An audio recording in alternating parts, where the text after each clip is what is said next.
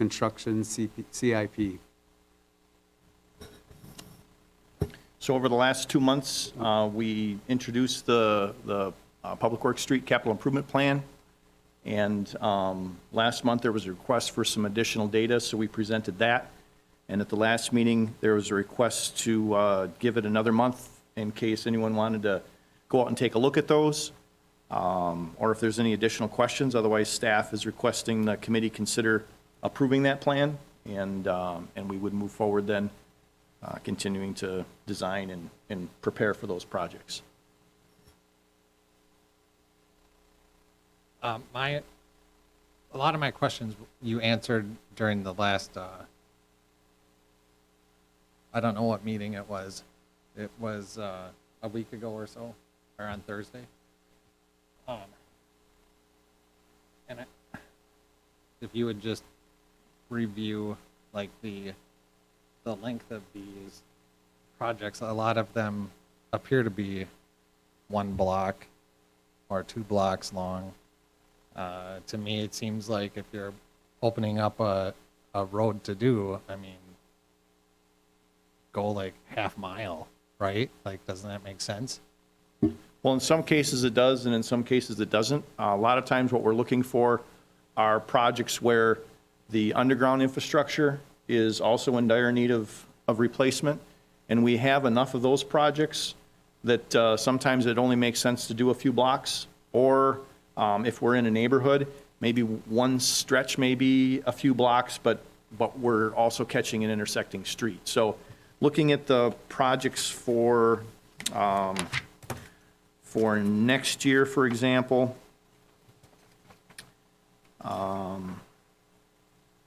yeah, we've got several blocks on 9th Avenue from 8th Avenue to Fremont. Cherry Street from Riverview Drive to First is fairly short, but Smith Street from Railroad to Riverview is pretty long, so we're in one part of town. We do try to avoid mobilizing just because there is time and effort in moving the field office, moving the equipment, things like that. And so I think if you take a look through these projects, you'll see in a lot of cases we will try to stay in a neighborhood. On the west side, for example, north of West Grand Avenue, in the next several years, we have a number of projects in those areas. The streets were built about at the same time. The infrastructure was built. The underground was built basically at the same time. And so all of those streets are in need. But we also will try to stop a project, if it makes sense, at a collector street or a through street that you wouldn't pave through. It's a natural break anyway, where, you know, and especially if the need from the other utilities isn't predominant. So we do meet with the water utility. I meet with the wastewater utility, and from that information, we try to put these projects together so that we're, so that there's some consensus on and desire by all of the parties to do those projects. So there are some that are only a few blocks long, but even then, it you know, it usually takes about a week per block. And so, especially if we have another project in the neighborhood, if we don't have to relocate that field office, it's still pretty efficient. And then during the last meeting, we had discussed I gotta look this up here. Give me 1 second. Broadway Street and Apricot, that was taken off because of funding. Right. Some kind of funding issues. Yep. Who makes that decision? So the mayor and the finance director had asked us to trim down that budget a little bit so that just to meet budget needs. So we took a look at our project list, and that project is a project where most of the work is done by other contractors. And so it takes dollars out of the budget, but we also, our employees, when they're doing the underground work, those utilities are paying for that work, the equipment, the staff. And so it's a balance, a careful balance to try to ensure that that staff isn't doing just surface streets because we don't have a budget for that. The utilities otherwise are covering a very good portion of their salaries, the engineering departments as well. And so we want to try to make sure that we maintain a good balance of sanitary sewer, water main, storm sewer, along with the streets. And so when that ask was made to make a project cut, we looked at that one at Apricot and Broadway. That project's being done really for a couple of reasons. The street needs to be repaired, and there is some under drain right now, but there's some other groundwater issues that need to be addressed. But to put it off a year street condition's not going to get much worse than it is now. We'll still be able to continue to maintain it. And again, because most of that work is contract work, curb and pavement, it was a good one to pull to meet that request. So we're just proposing then to postpone it. We'll look at moving it to 2023. We may have to jockey a few other projects around 2023 and thereafter to make all that work, but that's common. We sometimes have a project that we discover is more emergent in nature, and we have to push it up, and then we'll, shuffle the deck here again and review priorities basically every year, and try to make those adjustments. Yeah, my concern with that is on Broadway where the water is coming up, and it even comes up in the winter, and it turns that the street into a sheet of ice.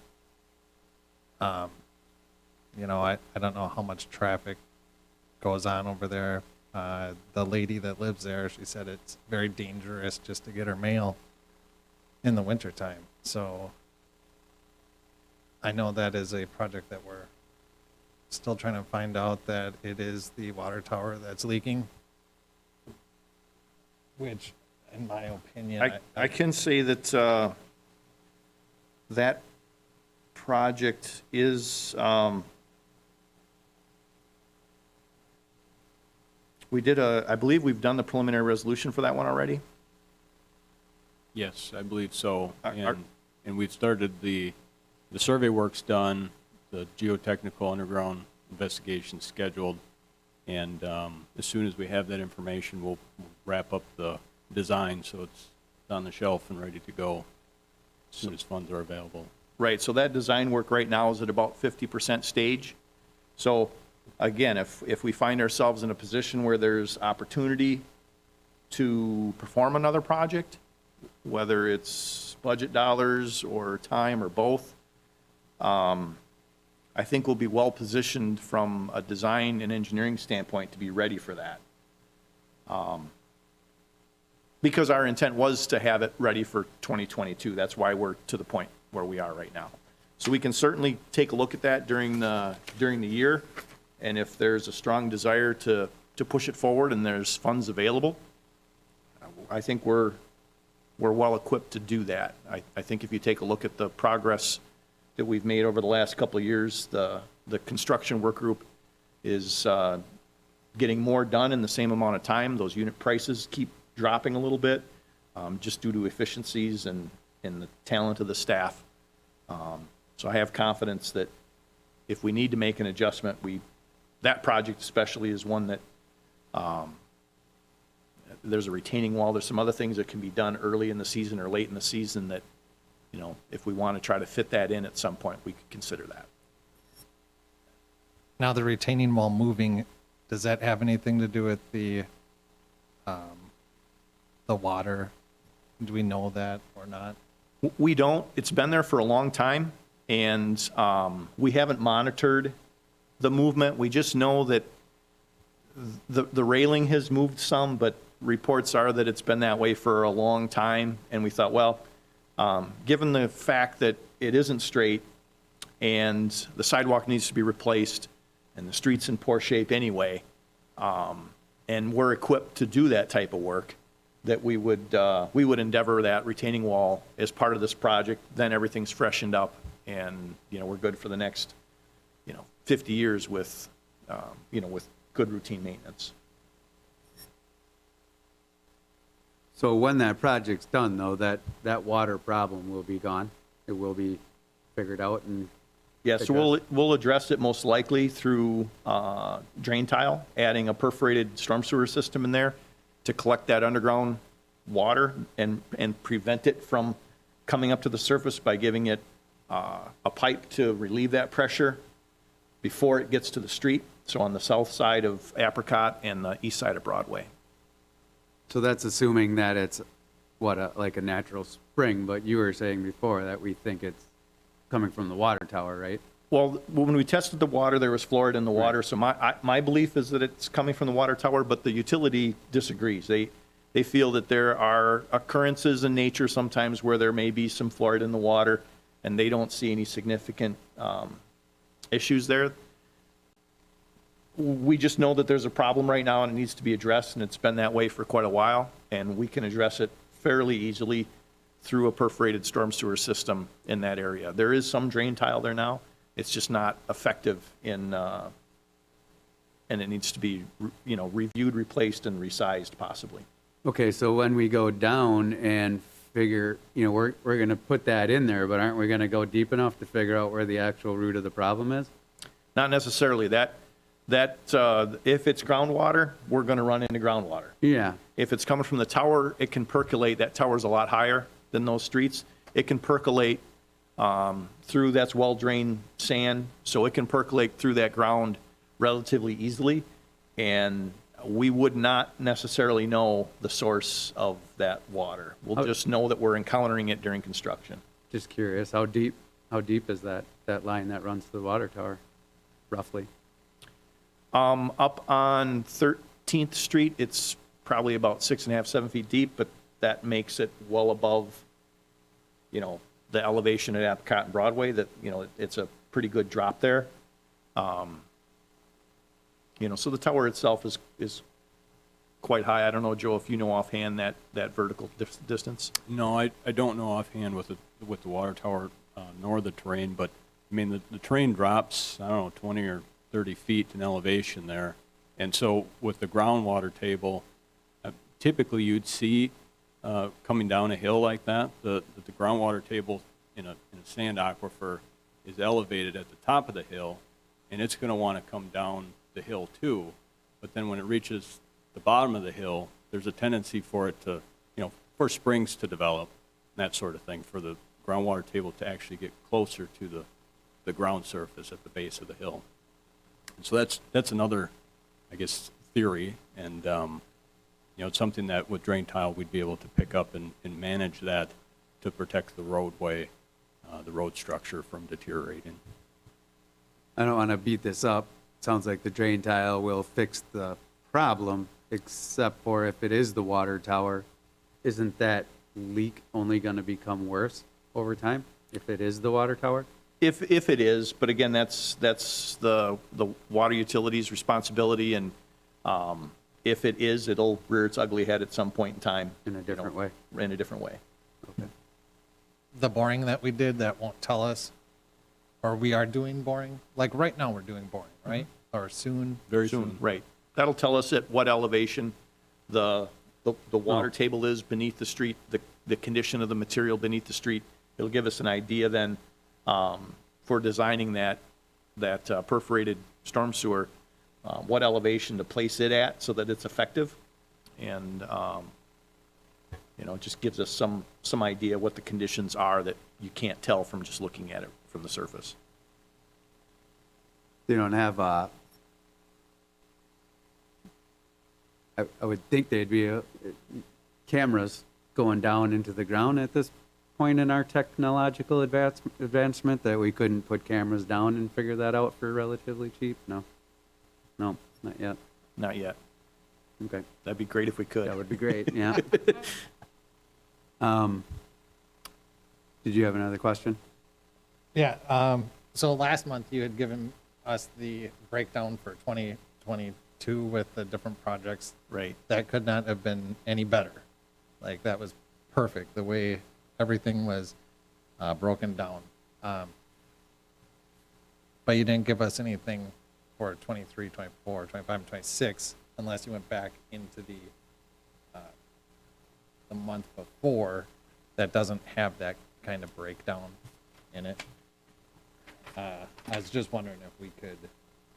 at all. I think it does. Mine only shows 2022 projects. Let me just walk this over and see if we've got the same sheet.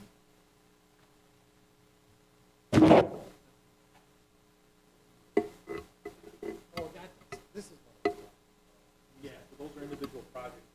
I did. Yep, that's on. Yep.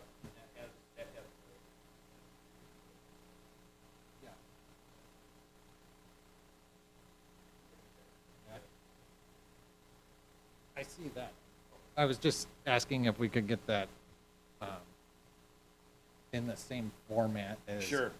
So we haven't done that in the past, just because there's a bit of work to build those, and we generally just do them for the year or two in advance, primarily for the sake of getting that preliminary resolution complete, and for the engineering department to continue working on design and getting the project ready for construction. Because any more than 2 years in advance, this deck will get shuffled again next year. And some of the projects that we're looking at may not be that high priority project, or the cost estimates may change, depending on, the unit price for pipe and other materials. So we haven't, if there's a strong desire for it, we could certainly do that, but it is, it does take some time for the department to put those together. It's a very professional thing, and it's very nicely put together, and it's very easy to see what exactly is going on and where. Sure. I think for like future committees, I think that would be great to be able to look back at, where we're at. And then when something changes, you can easily see that cost of, Sure. like this with Broadway that we were just discussing. Would That- 3 years be enough? Or do you want to see it all the way up to no, 5? that would, I think that whatever you want to have approved, You'd like to if- see it? if you want it in, Okay. if we could have it in that format, then. Yep. That, we should be able to accomplish that. I mean, if I'm the only one, then we'll just go with whatever. What do you think, Matt?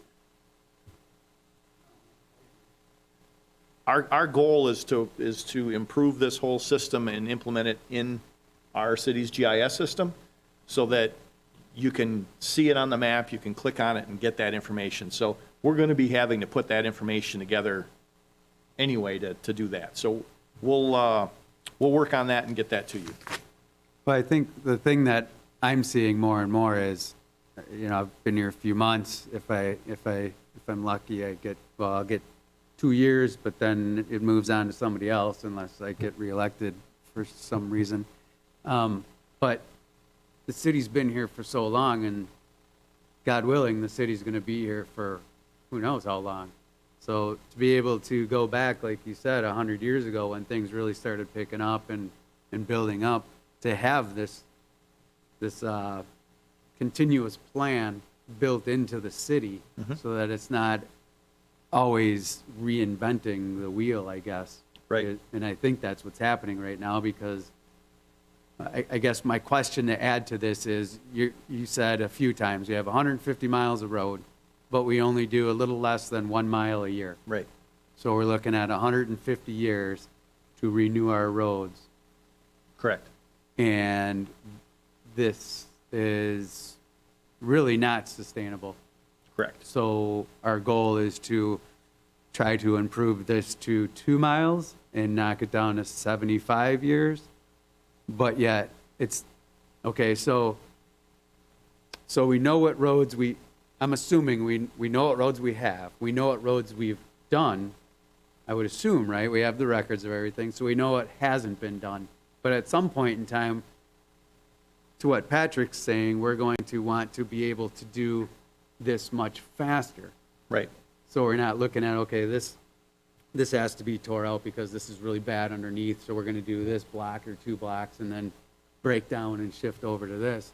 Like, we can build the efficiency over the next, hopefully, 150 years, right? That's the goal? Right, and I think, you know, what we've talked about is that moving from about 1 mile to 1.5 miles of reconstruction annually, and then adding 1.5 miles of resurfacing work annually, in addition to what we're doing for our maintenance, gets us to that sustainable level. So it's not a situation where we need to necessarily triple the budget. It's doing some other activities. It's going to take us time to get there, both from a design standpoint and a financial capacity standpoint. You know, doing what we're proposing with the transportation utility and some of the funds that we have generated with our degradation fees, where the utilities are cutting into the streets. You know, the last 2 years now, we have improved, and we have started that much-needed surface replacement over by the hospital. We just finished that here last week. So it will be an evolution.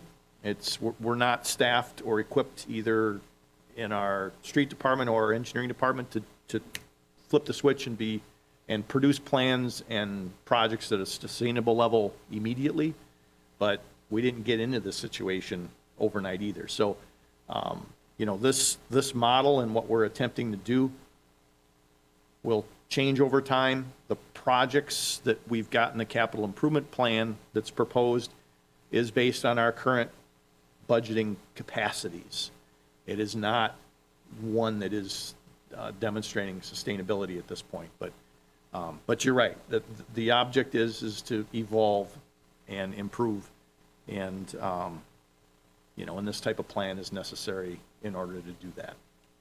Are the materials that this is where, again, I'm in a whole different world than what you guys are in, but are the materials that are being used today, I'm assuming they're much better than the materials that we're digging out of the ground right now? Or is that? No, in some cases, yes, in some cases, no. The water utility does select to continue to use ductile iron. And ductile iron has had, depending on when it was built, has varying lifespans.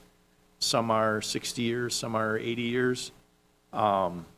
There's some concern from the utility about going to a C900 PVC type water main, which is much, much cheaper and lasts much longer. There are a lot of municipalities using it. Our utility has some reasons internally why they don't want to, and we respect that. So they're still speccing that same material. But where we know we have alkali soil conditions that would otherwise eat at it, our engineering department specs that to be bagged in plastic, so it goes in the ground in a bag to help reduce any of that corrosion and make it last longer.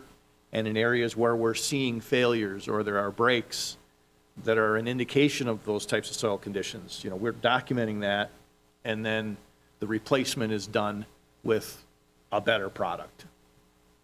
Okay. So yes, our sanitary sewer, the PVC should go 100 years, although we've seen clay pipe, when it's, you know, well bedded, well maintained, and carefully maintained, because, you know, you put anything really, some of the cleaning techniques can be pretty harsh, and it can damage some of these older types of pipes. So, you know, there's a balance there, but the new products generally are going to last longer. They're certainly less prone to breakage. But again, the clay pipes, if they're put in the ground well, they can last well over 100 years. So if we had questions about the materials that are used from the utility, talk to Right. the utility? Yes. Okay. Yep. And we do too. We bring that up annually, talk to them about what they're using for materials. And at the end of the day, our engineering department's doing the work for that utility. And if the utility is requesting us to spec, you know, ductile iron, that's ultimately what we're going to spec. Again, as engineers, we try to advise what we feel is the best product, but we're doing it for the utility, and they have a different opinion. We respect that opinion. My last question, a lot of people have said to me, this isn't something I'm throwing out there like I want it to happen or anything, I'm just looking for information, that most municipalities at this point actually hire out the entire project of streets, Right. utilities, everything underneath. Yep. How does that fare in terms of economics, I guess? So we've done some cost analysis. In the last 6 years, there were certainly a number of projects where the unit costs were higher than what you could do from the private sector. At the same time, the quality of work was better than what you'd get from the private sector. Through really reviewing our work practices and implementing some efficiencies and some of our newer staff that have come from the private sector, we're using better construction techniques, and we are as competitive now as any private contractor. The real benefit of having, well, there's many benefits of having a city crew for a certain amount of work, is that there is consistency in the expectations between the engineering staff that's performing some of the staking work and quality control and the construction staff that's doing the work. You don't end up with a lot of confusion in the field because it's the same staff year after year. And then that quality control, there are contractors out there that you can trust to do a great job, and there's other contractors that you need to really watch like a hawk, because they're, if they didn't bid it right and they're not making money, they're going to try to make some shortcuts. That's one thing we don't have to worry about. The issue right now, and one of the reasons why Wisconsin Rapids is looked at by other municipalities, is that after 2008, banks now operate differently, and private contractors, the smaller contractors, can't get that revolving line of credit like they used to. And you don't see as many smaller contractors out there. It's very challenging for them because some work for municipalities, some work for private other contractors that are general contractors, where this other contractor might be a sub. It might take 6 months, 8 months, 9 months, a year for them to get paid. They can't pay for that piece of equipment and their staff if they don't have a good revolving line of credit. And so what we've seen in the public works sector and municipalities across the state is cities are facing what are called no-bid projects. It's designed, it's let for bid, nobody bids on it. Or like we experienced this summer, it was designed, let for bid. The bid came in at 300,000. We expected it to be about 110. We ended up doing ourselves. The work that we expected to do was 110. We had 45,000 more in the asphalt work, but there is more work out there than there are contractors, and part of that's labor shortage, part of it's monetary, and that's only going to continue to change, especially as infrastructure nationwide is in the same situation we are, where it's been kind of ignored for a while, and it's not sustainable anywhere. As if there are more federal dollars, if there are more local dollars, there also needs to be contractors that are out there that can do the work. By the city having its own crew, at least we know that we can get about a mile of underground infrastructure work done. If we get to the point where we're doing a mile and a half, we're going to have to use private contractors for that work, and I think that's a good thing. I think we want to have enough staff here that we can do what we normally do in a year, but any more than that, and there are times of the year now that we've got that crew working on other maintenance type projects, building maintenance, other types of projects.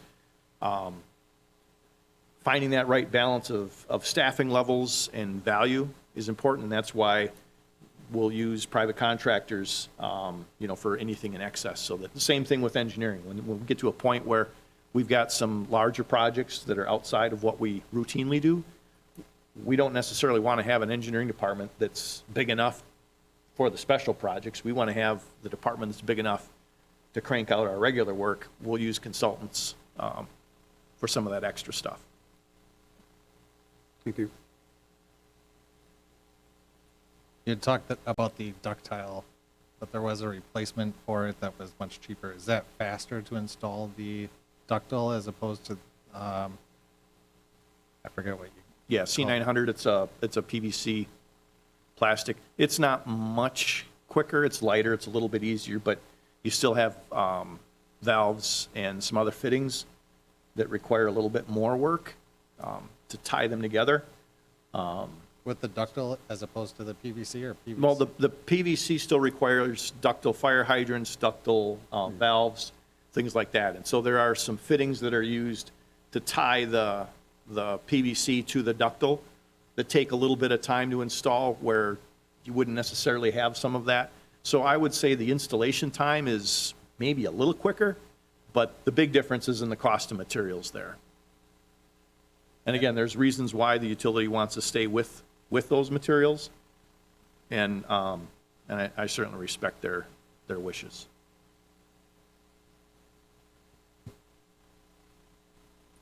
I was recently out in the country and out on, in Portage County there. They were redoing a road. They did miles of road in just a couple weeks. Can you talk about the difference between that as opposed to the city? I know they're just doing ground surface stuff. Right. Is that how quick we could do it if we were just redoing a road? Well, it can be quicker sometimes if it's just a resurfacing, to mill that surface down. But one of the big differences between an urban area and a rural area is that we have all the manholes, water valves, things like that in the street. So you can't just grind those out.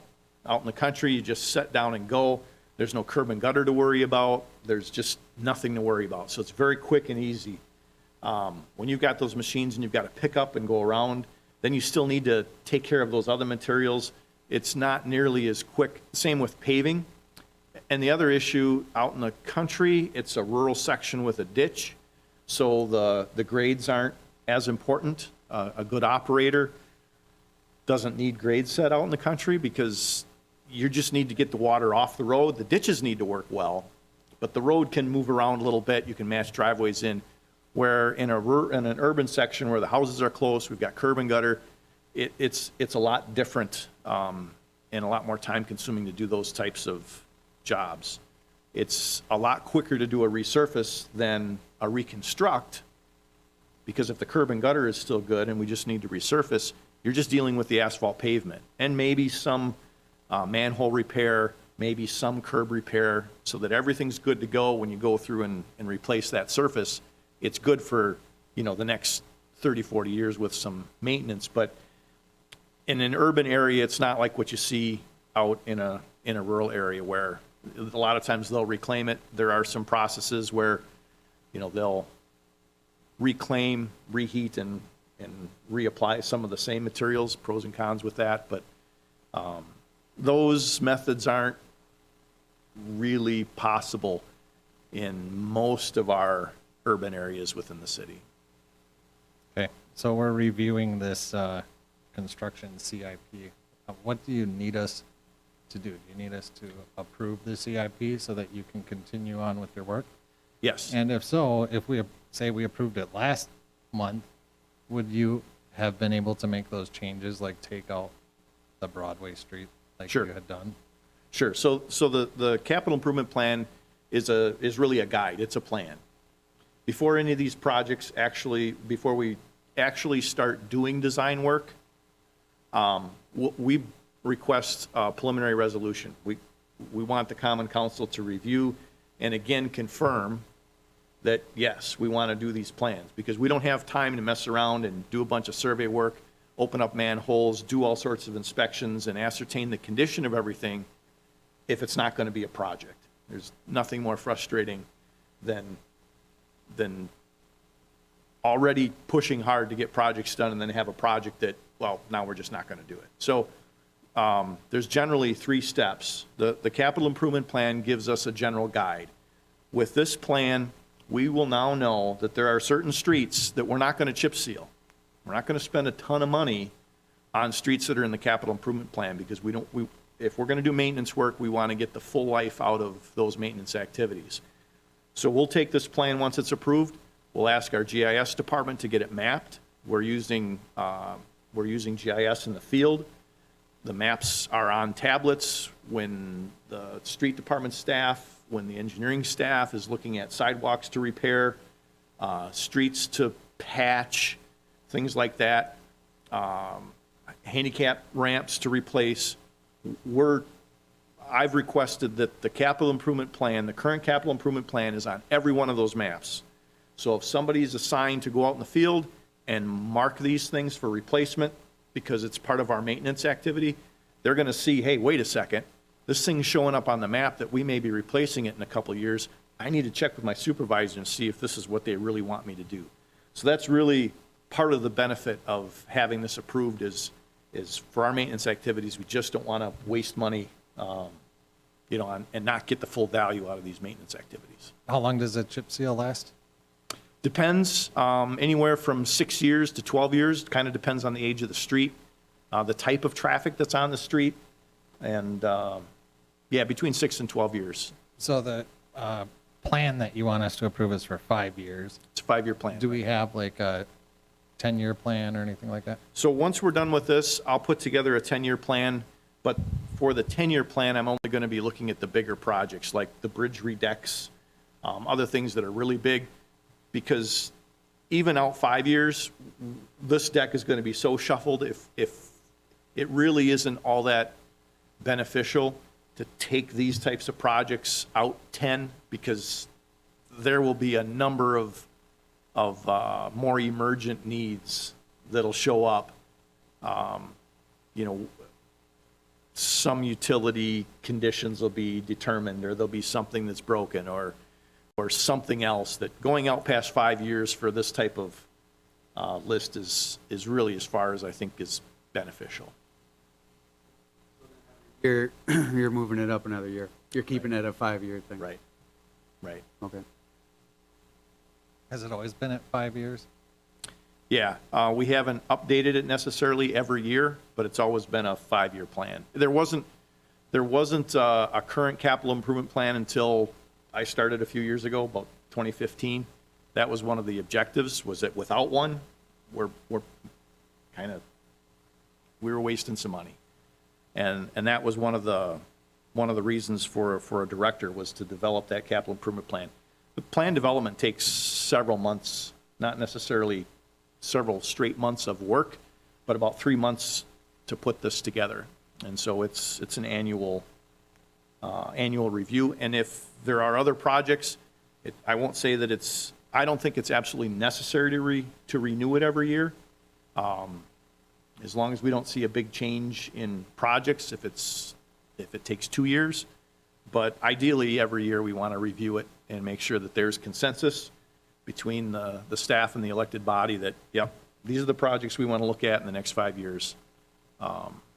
Again, so that when we're performing those maintenance activities, we're spending that money wisely.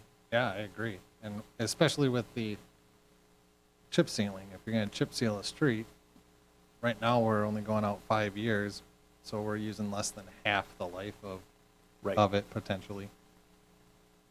So I would think an even longer plan, and I understand what you're saying. It's kind of like predicting the weather. Right. 2 months from now, you don't know exactly what you're going to get. But we do know when everything was put in, and if we kind of had a general guideline to go off from, I think that would be useful. I'm assuming there's more problem areas than others, depending on if it's on top of a hill or the bottom of a hill or where water sits. There's situations that cause things to reoccur more quickly, I would assume. Yeah, I mean, I think there's different soil types on either side of the city, so there tend to be a few more water or alligator cracking type issues on the west side versus the east side. Different types of traffic on different roads. Some of the local streets maintain better than others. So, I mean, it does vary. But 60% of our streets in the city are 40 years old or older. So, there's a lot of old streets out there. We can pick any number of them. The key is what is the condition of the underground infrastructure? And that is what we've been using to drive the priority of these projects. When we're finding things that are concerning that, you know, if we don't address in the next several years could potentially result in some service disruption, those projects make the priority list. Okay. Mr. Delaney, I don't know if I answered your question before. Do you have more questions about the length of the? No, I think, and we're kind of on the same page from what I see for our next year, that we're doing longer stretches and not so many of these 1 block, 2 block things. So it seems like he Yeah. is going for the long stretches, right? Like Yep. that's what makes most sense. It does. And again, if we have a short stretch, it's because there's an underground issue that is particular for that block. We've got, I think sometime in the future here, I can't remember exactly, but it's on the east side, there's 1 block of a street. It'd be nice to do the whole thing. If we're going to do the whole thing, it may be, we're going to do a full reconstruct on the 1 block, but a surface replacement for the rest. But I know we've got I believe, I can't remember if it's a water main or a sanitary sewer main issue, but we've got a problem that needs to be resolved on that block. So that's high priority. If we can do other work and afford to do that work, we can certainly add to it. But again, we're fairly limited to what we can do. You know, just it's very expensive to replace these streets. And so while in a lot of occurrences, it would make sense, kind of like we're doing right now with chip sealing, is we're getting a lot more done by working in one area. The emergent need is that the condition of that underground. And I mean, we're really focusing on the failure areas. If there's a water main that's 100 years old, there's sanitary sewer that's failing, that's the emergent need. We have to take care of that. And so that's why some of these projects are short, is that we have enough of these emergent projects, and where we can, where it makes sense, we continue them and make them longer. And I think in general you see that. But there's a handful of short projects in here yet. And I'd just like to add to that too. I mean, for next year, we've got 1 single block project on Fremont Street, but the other 2, although we present the projects as individual projects, Fremont Street from 7th to 10th and 9th Avenue, they tee into each other. So we will construct them and do all the administrative work as if they're one project. Same with Smith and Cherry. We present them as individual projects, but they cross each other. They'll be constructed essentially as one project.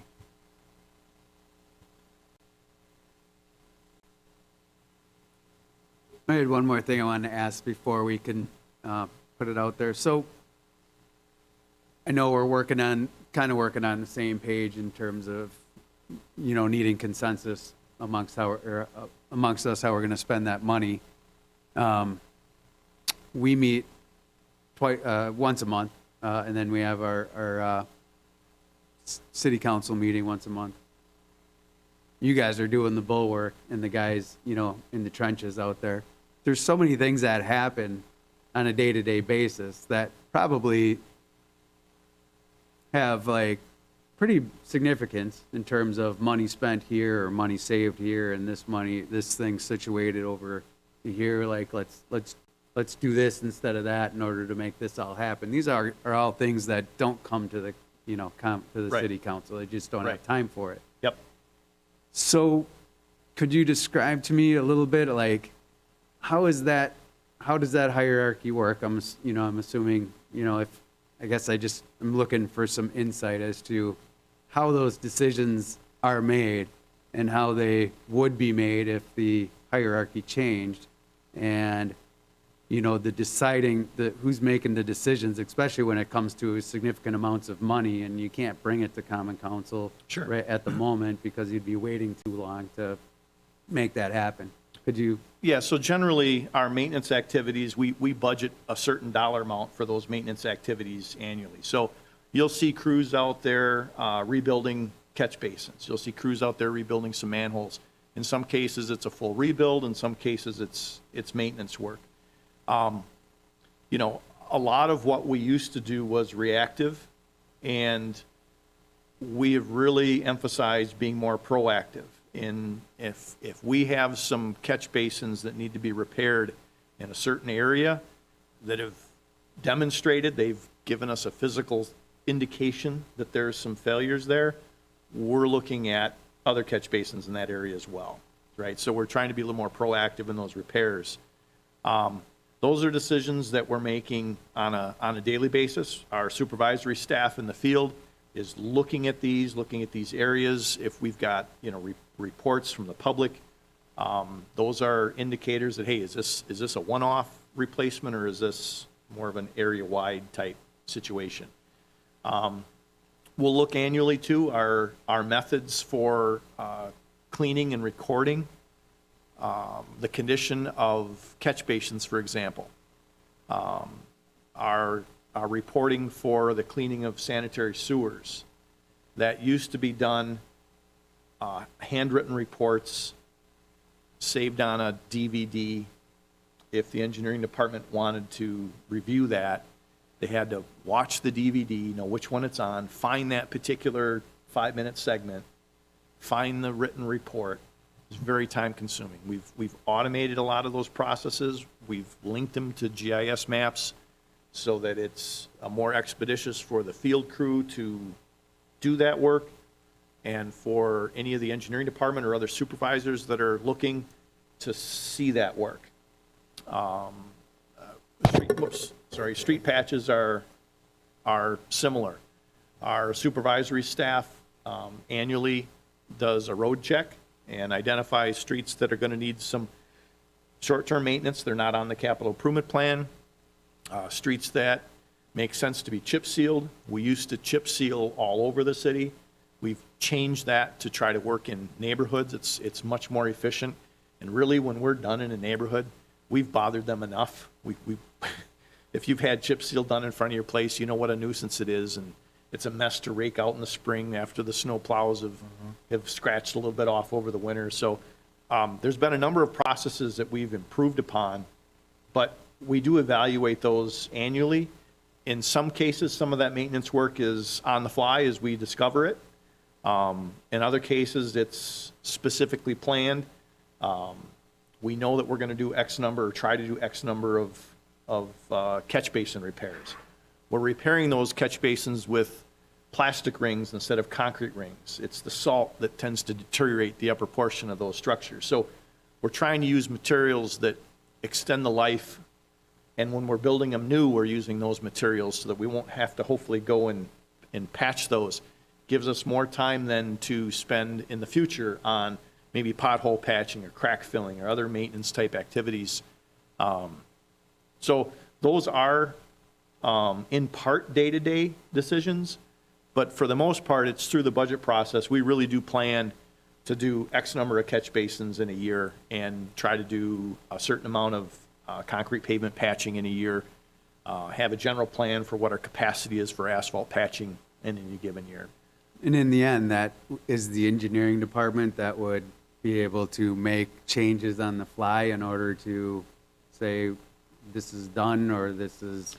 So that work is generally done by the street department staff. So they're the ones who would make yes. the day-to-day decisions Correct. Based on what is left over, maybe? Right. That's Right, on those maintenance activities.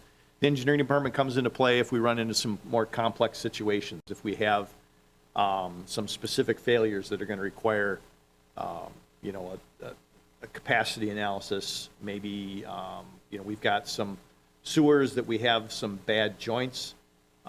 Engineering department will assist in developing contract documents to bring a contractor in. And once the contracts are signed, that gets handed off maybe to that wastewater department or the street department, then that will oversee those repairs, because that's, you know, that's their specialty. When it comes to the actual construction projects, when we're working on a project, sometimes you do encounter things that you didn't expect. And in those situations, the engineering department will review that situation, because we have the design engineer on site. That's another advantage of doing our own plans. We're not necessarily having to contact a consultant to see, hey, if we move this catch basin or we move this manhole, and there's two different sizes of pipes, how did you do that watershed analysis to determine, is the pipe size because of a slope change and then we can't move it? Or we don't have to ask those questions of a consultant because our in-house engineering, they're doing that design work and can quickly offer those changes with very little redesign and very little cost. Okay. So let's say things didn't go according to plan, but came out on the positive side. There was money left over, $90,000, $100,000. Does that come back to city council, or is that able to be kind of utilized in a way that would be, decided on outside of city council that could benefit? No, right now that comes back to city council.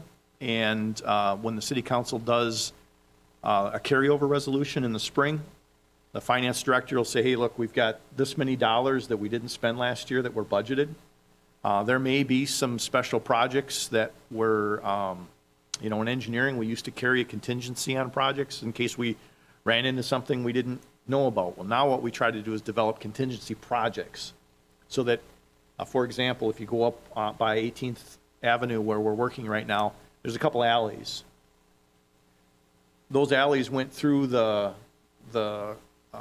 preliminary resolution process, just like every other project, but they were a contingency project. We weren't going to do those unless we knew that we had the time and the money, that our other projects didn't have overruns and we had some available funds to do that. That's how we paved the City Hall parking lot a few years ago. These alleys are another example. Generally, that money flows back into the general fund if it's not part of our projects and not a contingency project that we've planned for. It's just unspent money. The Common Council makes a decision. The mayor provides that guidance, and the Common Council make that decision how that money is going to be spent the following year. If it's going to go into reserves, if it's going to be taxpayer relief, if it's going to be for any specific projects. The mayor and the finance director will make some recommendations and then present that to Common Council. Once the transportation utility is in place, what's proposed right now is maintenance dollars are still general fund. Reconstruction dollars are proposed to be part of the utility. And so if there are funds, excess funds available that weren't spent on a utility project, if that utility is there, those dollars stay in the utility. And so when it comes time to review the utility rates, part of that discussion is going to be evaluating, is there a balance? And what is that balance? And what makes sense? Do we carry enough so that if we have a short year, what is the desire there to have some contingency funds? But because it would be considered a utility, those funds have to be used by the utility. So that gets addressed through the rate structure, where everything else is addressed through the general fund budget and tax structure. Okay, thank you. So Ryan is not with us, but we still have a quorum. So I would are we looking at an actual motion here to say we're bringing this to the city council? So I'd entertain a motion to approve the 2022 through 2026 Public Works Construction Capital Improvement Program. I'll second. Any further discussion? All those in favor? Aye. Aye. So moved. Number 3, consider approving a preliminary resolution to reconstruct Rosencrantz Street from 9th Avenue North to East Termini. So just a quick background on this. Rosecrans Street, it's about 200 feet in length. It's currently gravel and serves 2 properties. One is CN property to the south, and then the other is Shotmaster Industrial, an industrial business on the north side. And so the improvements are largely to serve the Shotmaster facility that's there, being gravel, or a mix of gravel and old asphalt. There is a need to pave that 200 feet. So it's a grading and paving project. Estimated cost about $16,500. It's currently proposed in the CIP for 2023, although, talking about contingency dollars, if there are contingency dollars in 2022, there's always an opportunity perhaps to do that project early. But otherwise, staff is looking for a approval for the preliminary resolution so we can begin survey work. And there is a draft resolution in the packet.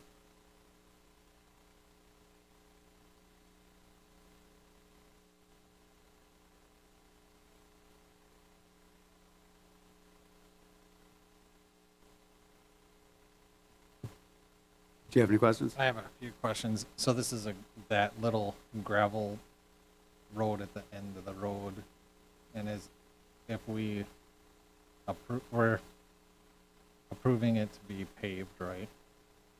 Is it just gonna go into more of a gravel driveway then, or is that gonna be paved?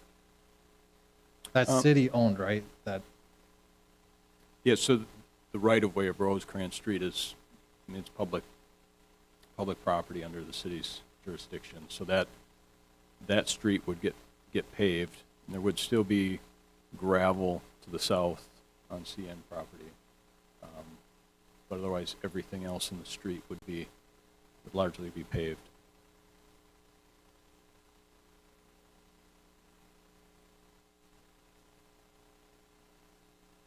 so on this that you sent us, it has Sampson. It says Sampson right in the middle of it. That's not city property, is that what you're saying? Oh, yeah, where that text is, that's CN property there. So the shaded area actually encompasses both the street and the two properties that are impacted by the resolution. Or that would be included in the resolution. CN, the railroad company? Yes. Is what you're saying? Yep. Did they ask for this to be done, or? They haven't, no.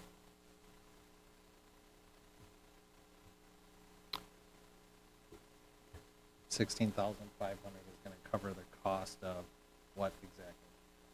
Mostly just grading and asphalt.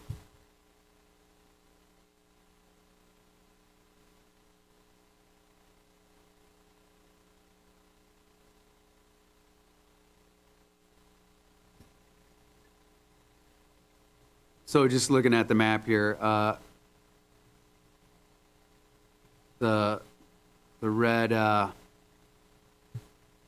don't even know what rhombus. I don't know what the shape is there, but it's going all the way up to the lighter colored at the end of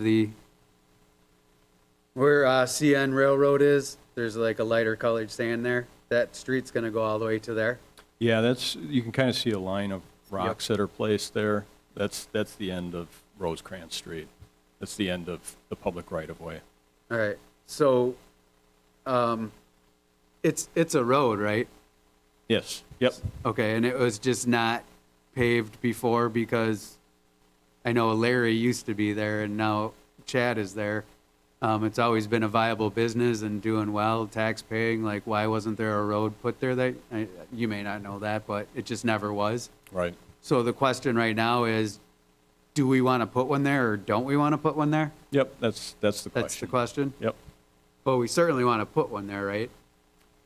I mean, Well, it's there a are viable business, like they should have a road there, right? Yeah, certainly. And there are benefits to having a paved street versus gravel. Like the downside is potentially the cost, but in ongoing maintenance, but there's maintenance with gravel as well, so.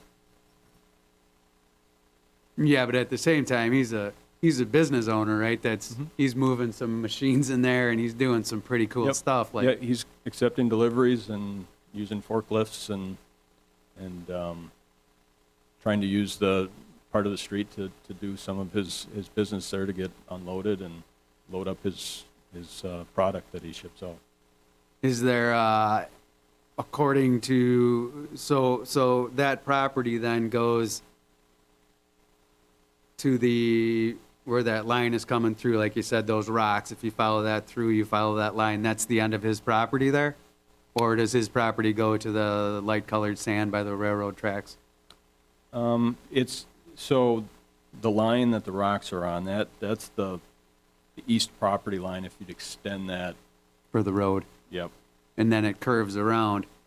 I see more rocks, you don't see them as clearly, but, so is that part of his property there?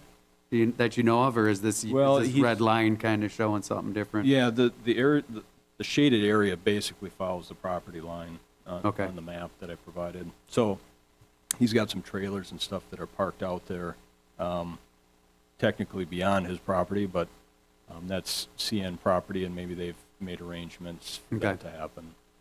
And he's put a lot of money into cement work and stuff like that already, so we'd be butting right up against the cement work. Yep. And so the question is, do we want to put a road there? I would say we sure do. And then second is, how fast can we put it there? Right, so this process, the preliminary resolution is something that is necessary now because of our current ordinances. Because right now, we still specially assess for projects. So there's a preliminary resolution, that's a statutory requirement. But what that preliminary resolution does for us as staff is it allows me to direct the engineering department to, look, start working on it. Okay. It does not authorize construction. Those dollars would have to be either budgeted or approved by the Common Council. And so if there was a desire, if our project work next year goes extremely well and there's funds available, we would come to this committee and Common Council to discuss either a budget amendment or utilizing those Public Works construction contingency funds for this project.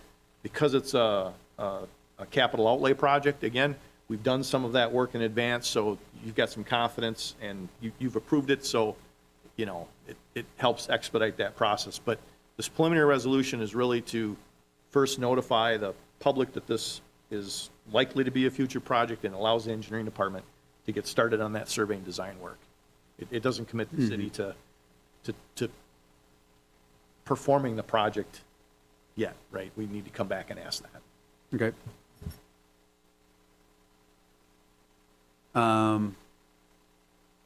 I suppose it plays a little bit into, depending on when the transportation utility gets up and running also, in terms of where the funds may or may not come from. That's Since correct. That would be considered new construction. It would be considered new construction. And if we do it too soon, then he might be caught in special assessment. So the action by the Common Council, by this committee and Common Council, was that if the utility is approved, any assessments that have not gone through the assessment hearing process, which is after the project's done, will not be specially assessed. So,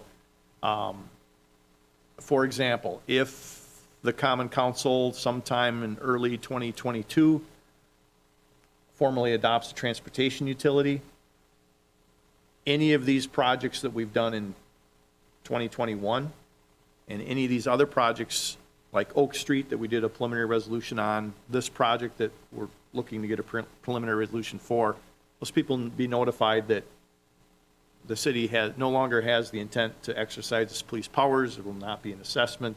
And if they're going to sell their property, that's important because that gets disclosed to the Okay. parties. So either way, we know we want to move it forward. So that's the most important thing right now. Right.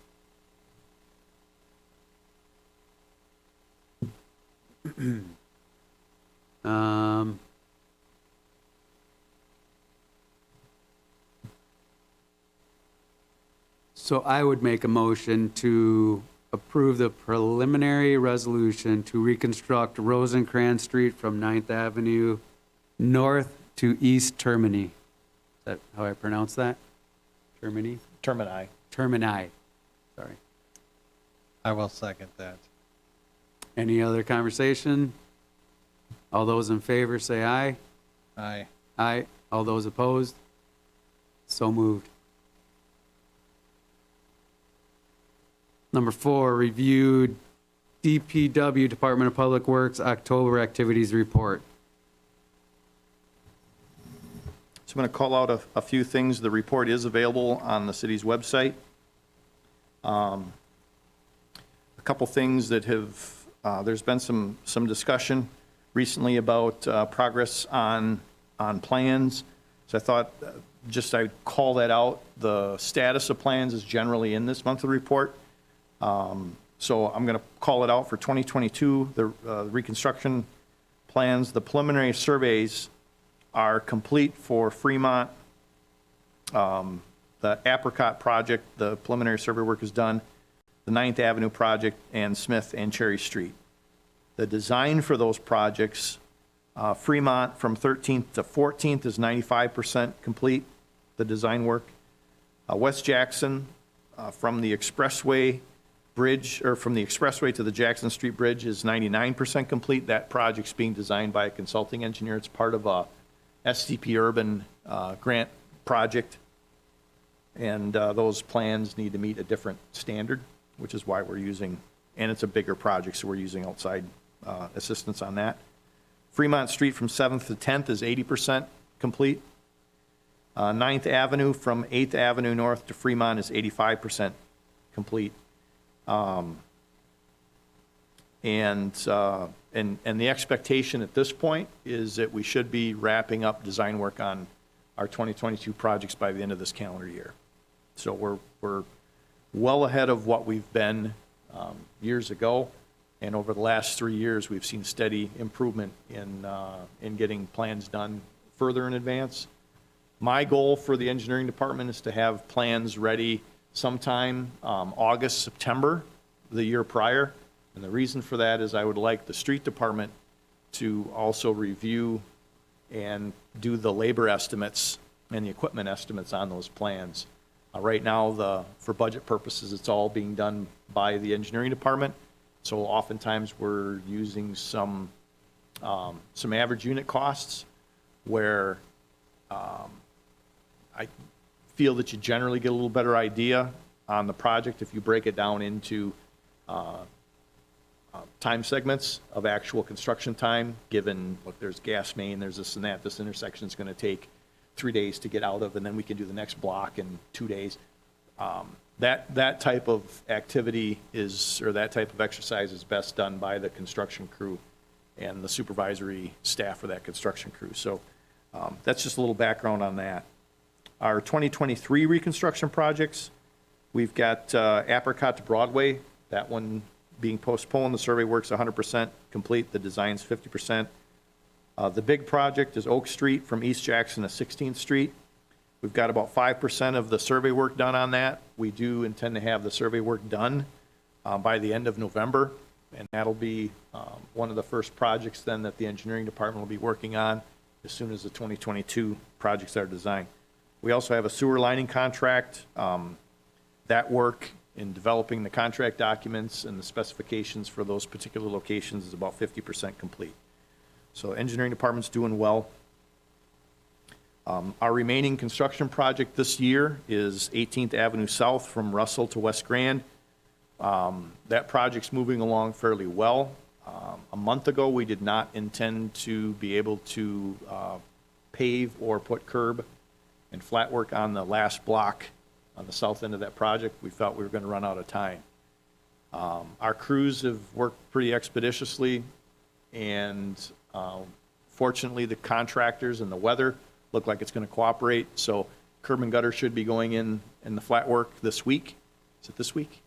And paving then thereafter. So we're looking to actually complete that project yet this fall. For wastewater, in the document, you'll see a photograph there. The new covered biosolids storage building is complete. As much as possible, then our dry biosolids will be placed under cover before rain events re-wet them. This will allow for more storage on site and more consistent product that'll be easier to distribute to the public. One of the challenges that we have right now with our biosolids is that it meets a commercial fertilizer spec. So you can use it anywhere you want, but it tends to get very sticky and slippery when it gets wet. And so it's out there to dry. There's a big asphalt pad out there. Once it gets dry, if it gets rained on, it just re-wets it. And so what we want to do by having this storage shed is we'll be able to move some of that into the shed when it's dry. It'll be much more desirable for residents as fertilizer for plants, garden, yard, whatever. And right now, it's primarily just farmers that are taking it, which is great. We're getting rid of it at no cost, but we want to try to provide as much service as we can to the residents of the city. So that building will be beneficial. Collection staff have continued to perform manhole inspections on a large portion of the west side sanitary sewer interceptor, which is along the river. This effort has been made a priority due to the infrastructure age and clear water inflow and infiltration issues experienced there.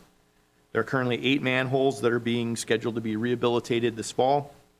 This should improve or reduce our inflow and infiltration issues there and ensure longevity of that interceptor. That interceptor actually serves nearly the entire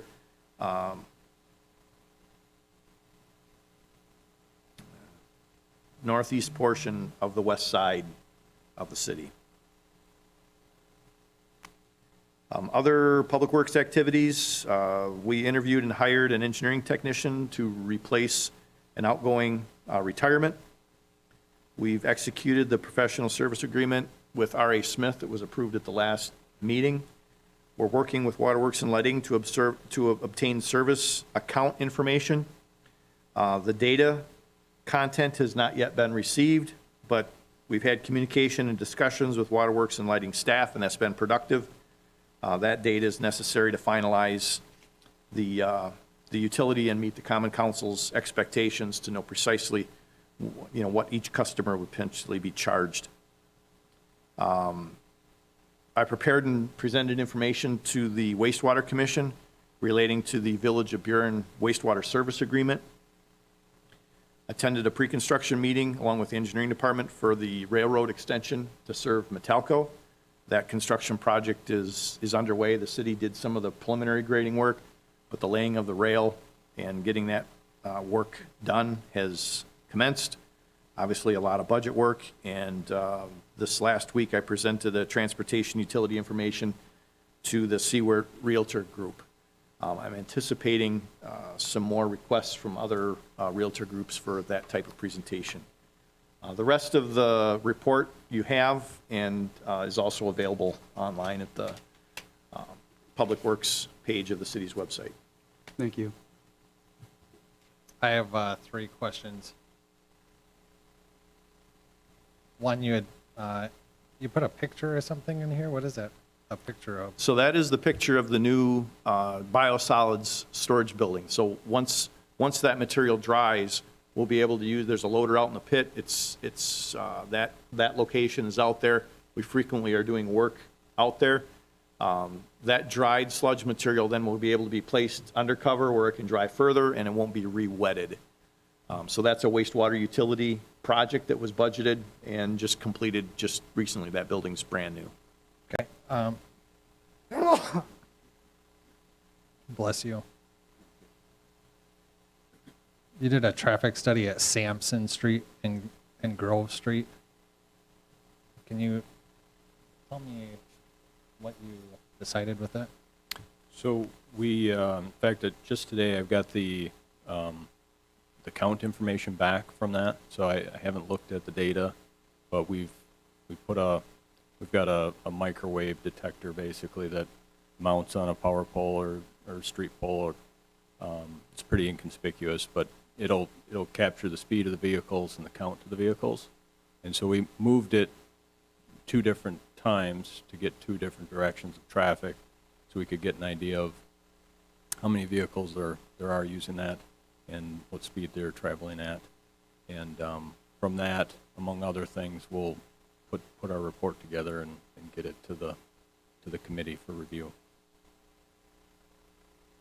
Yeah, I was really interested in that because that's right by my house, and there's ever since I moved here, it seems like it should be a 4-way stop because there is a sign for pedestrian crossing with its back facing towards you, and they're shaped like not quite like a stop sign, but it's a big sign that's right there, and you have the crosswalks there. Yeah. So Yeah, it'll be interesting. The last question I had was, you presented the transportation utility information to the Seawork group. Is this something that they requested, or how did this come about, and what more information did they need than what we can't give during a public meeting? Yeah, so they had made the request, and I oblige that, as I will for just about any group that has interest in public works types activities. So they were just looking for kind of a summary. Some of their staff do not really live in the Wisconsin Rapids area. That, you know, they're from the region, but they all work for that Realtor group. And so they just wanted to have a feeling for what some of the history, how this thing might work, that type of thing. So it's largely the same type of information that's been presented. I also reference that if they have further questions, they can utilize the city's website. On the homepage of the city's website is a section where they can, you know, look up a lot of detailed information. So it was a fairly brief 30-minute presentation. I had another Realtor that expressed some desire, but we haven't scheduled anything yet. Same type of situation. He has a group of Realtors that work for him, and you know, was just looking for some information, or if they had any specific questions as a company to you know, have some, you know, have a short presentation. But it's the same information that that you all have seen. Thank you.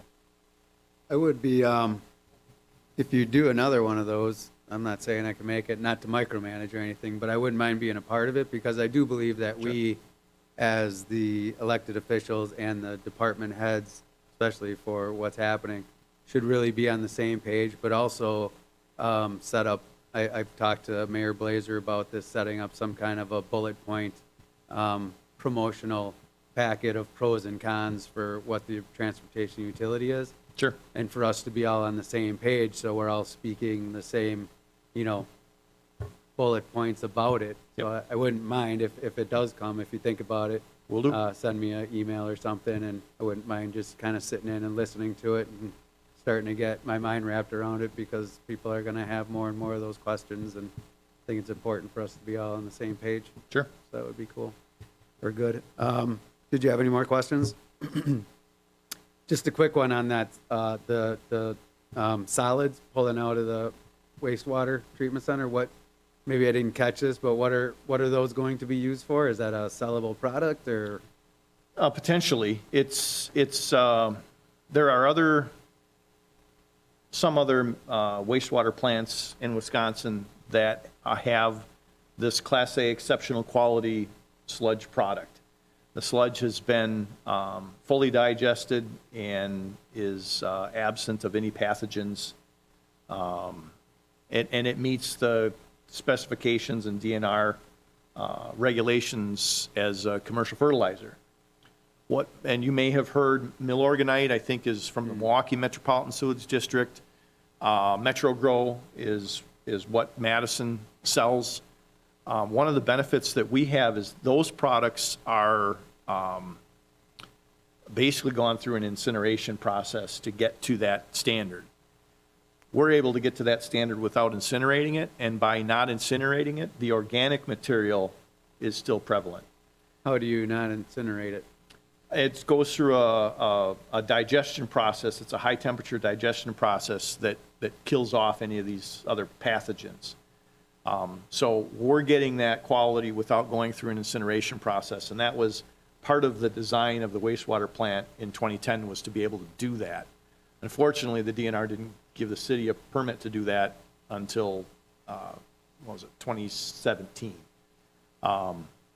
The material itself could be sold. It's certainly very useful around here where we have sandy soils. It makes for an excellent soil amendment because of the organic material that's still there, versus just a general nutrient benefit of the nitrates and phosphates. So I think that there's potential. We have had some discussions with some other private industry about dehydrating it further and making a product out of it. That particular company did a test and made some product out of it that most likely could be sold. But they were looking to partner with the city where the city would, that the city would hire them to make the product, and then the city would bag it, sell it. And at the time, we decided that's not really the business that we're in, is the final packaging and marketing of materials. That if someone else wanted to do that, we could certainly entertain, whether we sell it, whether we give it away, whatever works. At this point in time, we're satisfied that we used to spend, I think, around $50,000-$60,000 a year in sludge disposal. And I believe the 2023 budget, we're budgeting $5,000. So by having that material available and either charging the farms if we're trucking it there, or they're bringing trucks in and we're loading them and charging them the cost to load, they're taking the product for nothing. It's resulted in a significant savings to the wastewater utility. At some point in time in the future, maybe something that we could market and sell and augment some of the wastewater costs further. But for now, that's where we're at. Nice. On 18th Avenue, so curbs and sidewalks have gone in, and you're saying the blacktop might be laid or will be laid before the winter? Unless something radical changes, it will be. Is there any possible negative side effects coming from doing it with the colder weather? As long as it doesn't get cold where the ground freezes, we're fine. Okay. If we get conditions and a sudden cold snap in the next week or two that creates actually where the ground is frozen, we don't want to pave on that.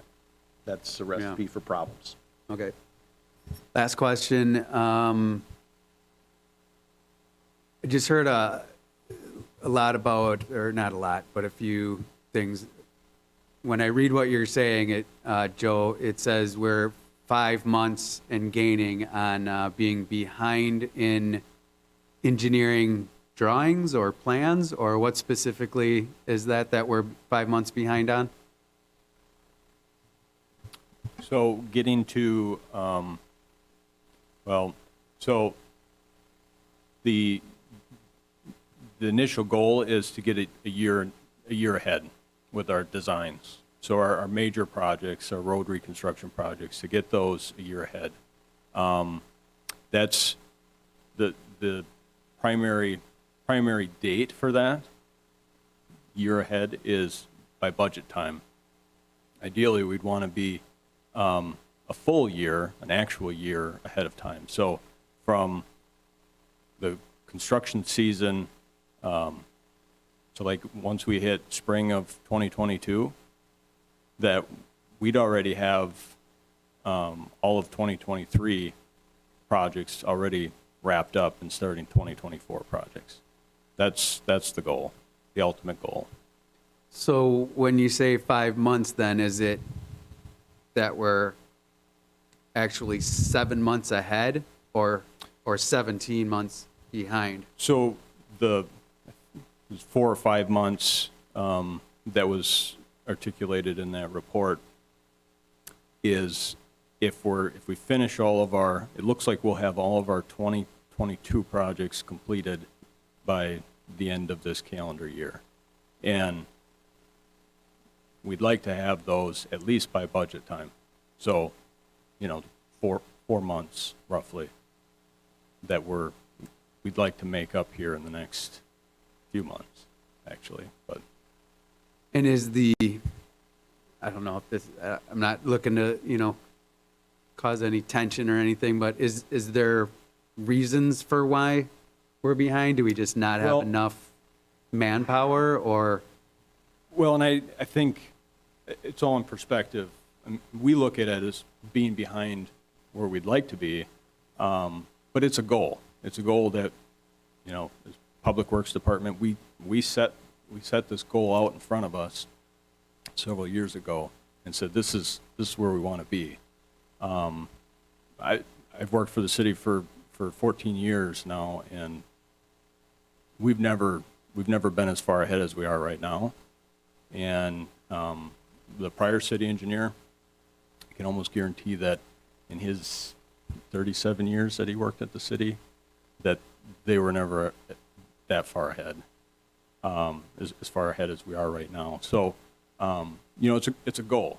And so by talking in terms of being behind, it's from the standpoint of the goal. And so we're certainly ahead of where we've been historically.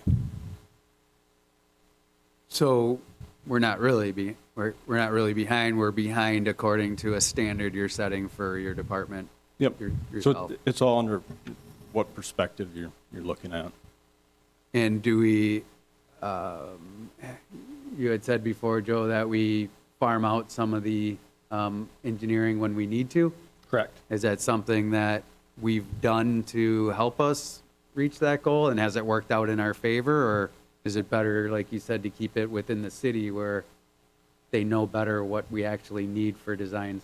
Yeah, so in the past, we were designing projects at a pace where every third year or so, we needed help from a outside consulting firm for our routine projects. Some of the changes that we've made in the engineering department over the last several years and changes in staff. We've reduced some of our LTE and technical staff and added an engineer.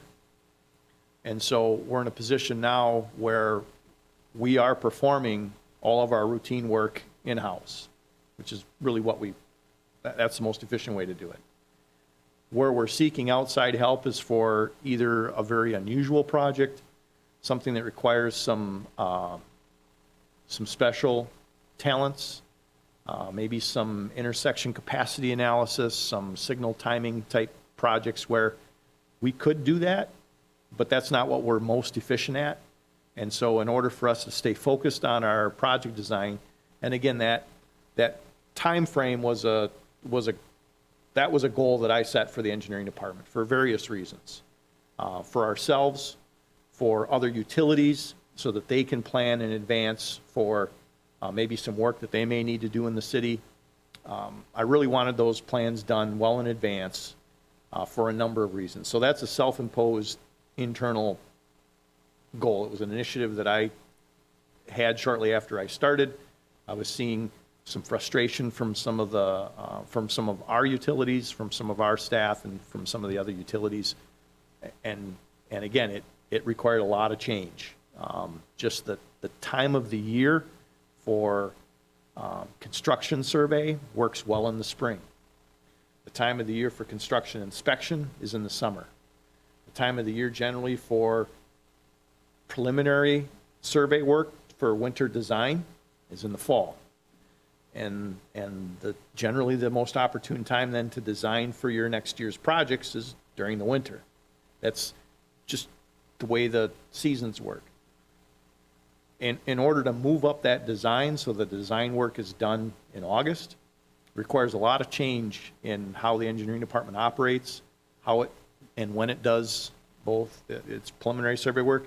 The construction survey and the construction inspection work still has to fall during the construction season. So there's a number of reasons why I asked the department to do this, and it's better for the city as a whole, for everybody, for the street department staff, for other utilities, for our utilities, and ultimately for the common council. If you want to review a set of plans, you can review it at budget time. You can, if you want to see them, we can sit down and show them to you. Where in the past, it was pretty much when we were ready to start excavating, the plans were just getting finished off the plotter. So, I don't think I can overstate how much effort the engineering department has put into this directive and the success that they've obtained. We've got some very new staff that is, still in training, and we've had to reallocate different regular technical type tasks because we don't have the staff that we had. We used to have several summer LTEs to do some of this work. And so when we say that we're 5 months late, it's 5 months, like Joe said, from our ultimate goal. And that's how I want us to continue to look at it, that's our goal. But I don't for a minute want to suggest that the department hasn't made very significant strides and changes to get there, right? Thank you. Just to confirm then, so when you're talking about that 4 or 5 month gap, that's for the full year of plans for this coming 2022? Well, After the winter? that's to have them done and ready by budget time the year before. So really, it's not a full year. It's August, so it's 5 months before the end of the year. So like right now, we'd be looking at We'd have budget plans time. done. We'd have plans done for all of 2022? Yeah. But we're 4 months short right now. Right. We're looking at having those wrapped up in December, which, And your ultimate goal is to get 2 years ahead? Is that what I heard you say before? A full calendar 12 months ahead. Full 12 months. Yep. So from the start of construction of, say, 2022, we'd already have 2023 projects just finishing up design on before we start Okay, got it. 2022 projects. Mr. Delaney, any other questions? No. Do you need us to take any kind of action? No. Thank you for the updates. Review referral list.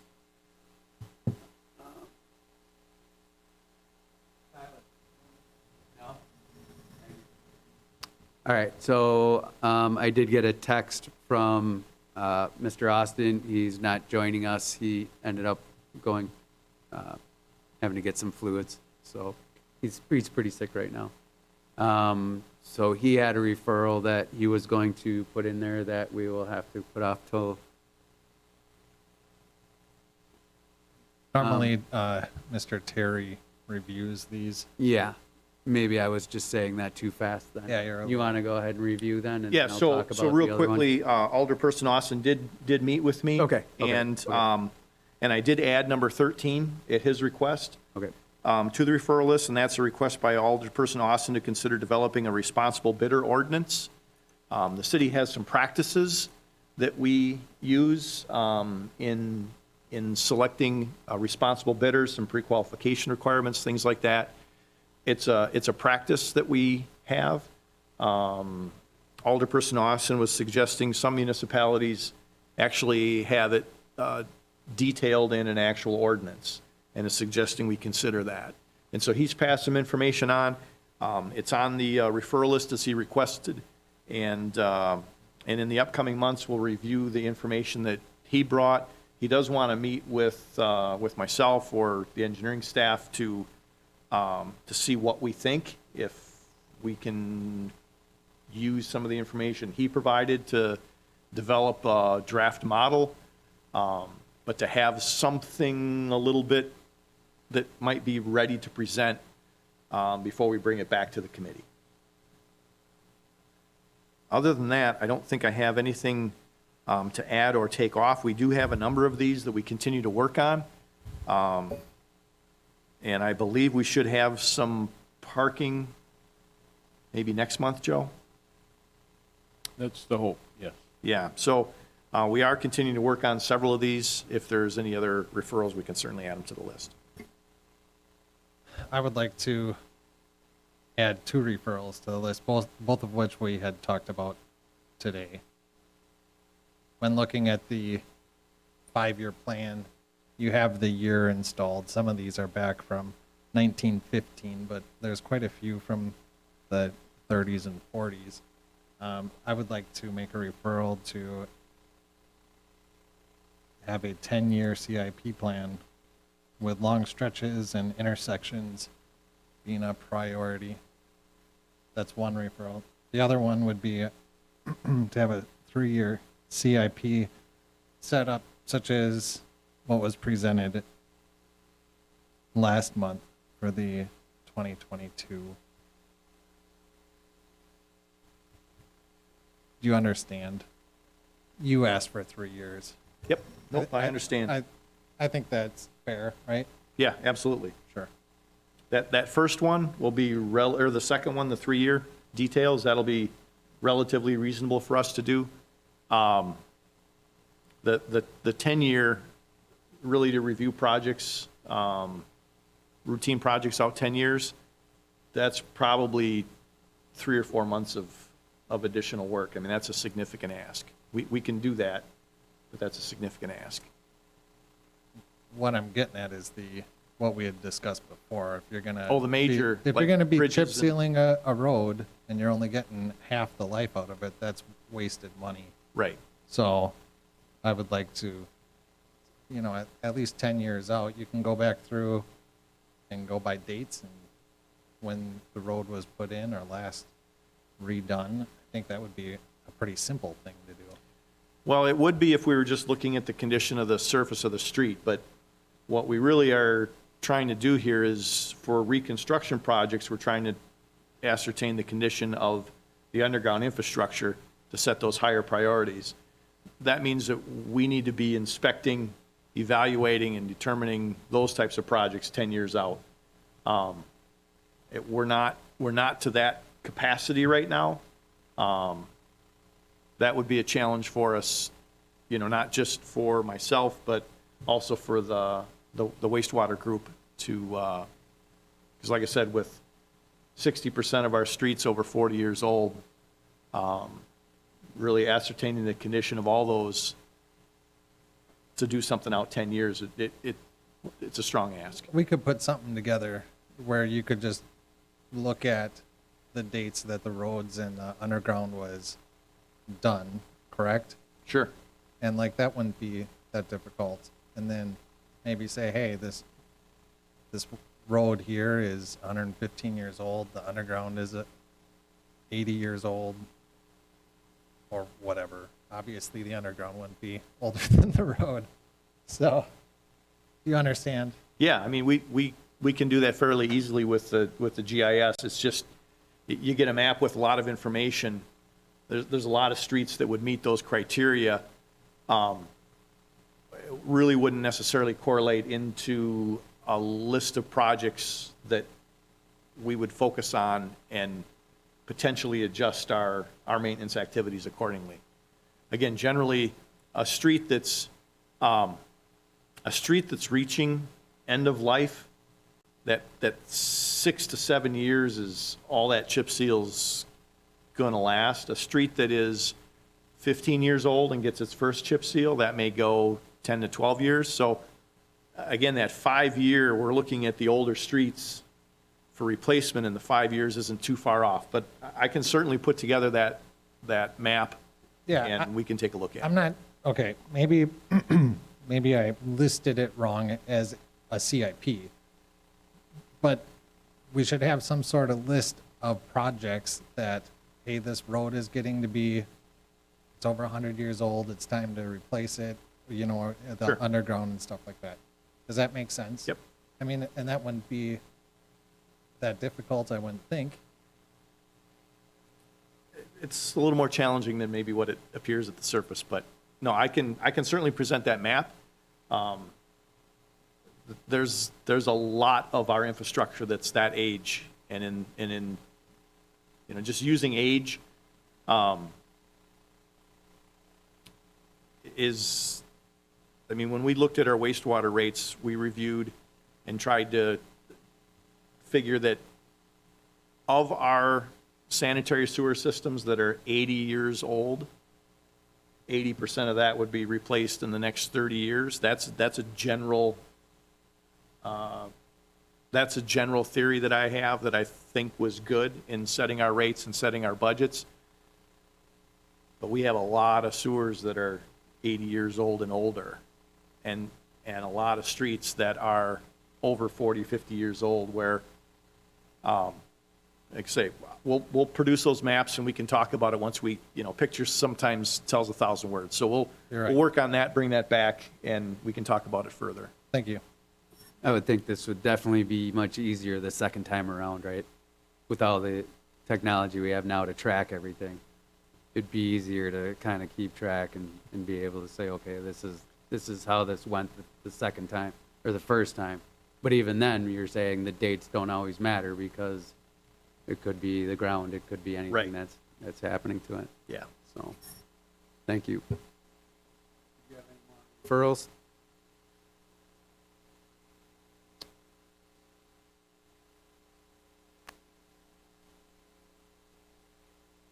All right, number 6, adjourn. I entertain a motion to adjourn. So moved. I second. Adjourned.